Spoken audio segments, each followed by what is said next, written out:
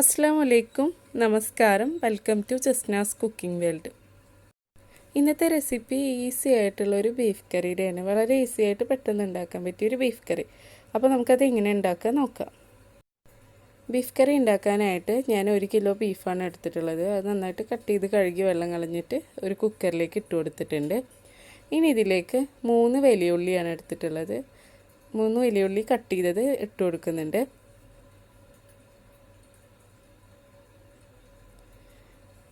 പിന്നെ വേണ്ടത് 2 തക്കാളി കട്ട് ചെയ്തതാണ്, അതുകൂടെ ഇട്ട് കൊടുക്കാം.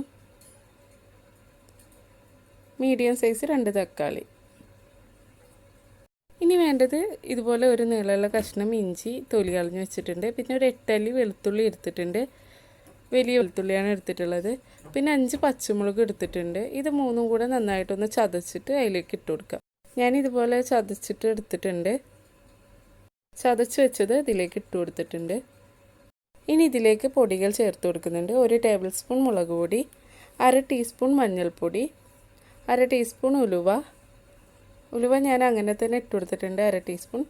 1 ടീസ്പൂൺ കുരുമുളക് പൊടി നിറച്ചെടുത്തിട്ടുണ്ട്. എരിവ് കൂടുതൽ വേണമെന്നുണ്ടെങ്കിൽ 1 ടേബിൾ സ്പൂണൊക്കെ ചേർത്ത് കൊടുക്കാം.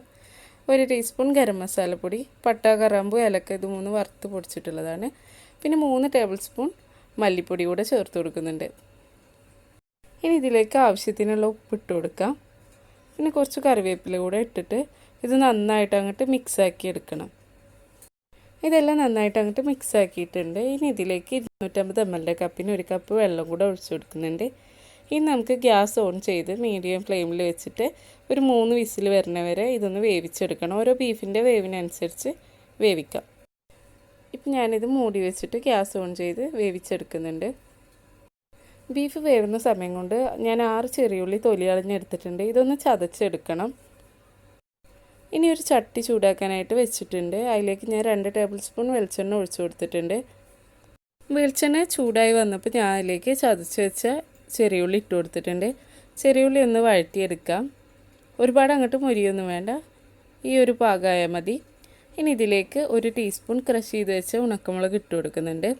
ഉണക്കമുളക് വെളിച്ചെണ്ണയിലൊന്ന് നന്നായിട്ടൊന്ന് മുരിഞ്ഞ് വരട്ടെ. ഗ്യാസ് ലോ ഫ്ലെയിമിൽ വെച്ചിട്ടാക്കിയാൽ മതി. എന്നിട്ട് അതിലേക്ക് കുറച്ച് കറിവേപ്പില കൂടെ ഇട്ട് കൊടുക്കാം.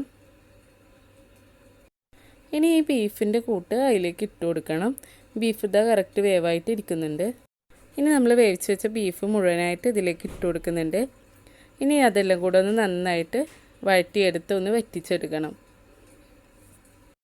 കറി നമ്മൾ ചട്ടിയിൽ അങ്ങോട്ട് വറ്റിച്ചെടുക്കുമ്പോൾ കറിക്കൊരു പ്രത്യേക ടേസ്റ്റാണ്. ഒരു ലോ ഫ്ലെയിമിൽ വെച്ചിട്ട് ഒരു 5-10 മിനിറ്റ് അങ്ങോട്ട് വറ്റിച്ചെടുത്താൽ മതി. ഇനി ഇതിലേക്ക് കുറച്ച് മല്ലിയില കട്ട് ചെയ്തത് കൂടെ ഇട്ട് കൊടുക്കുന്നുണ്ട്. ഇപ്പോൾ ഇതാ കറി റെഡി ആയിട്ടുണ്ട്. കറി ഇതാ നല്ല കറക്റ്റ് തിക്നെസ്സോട് കൂടിയിട്ടിരിക്കുന്നുണ്ട്. ഇനി നമുക്കിതൊരു സെർവിങ് ബൗളിൽ എടുത്തിട്ട് അതിലേക്ക് വിളമ്പാം.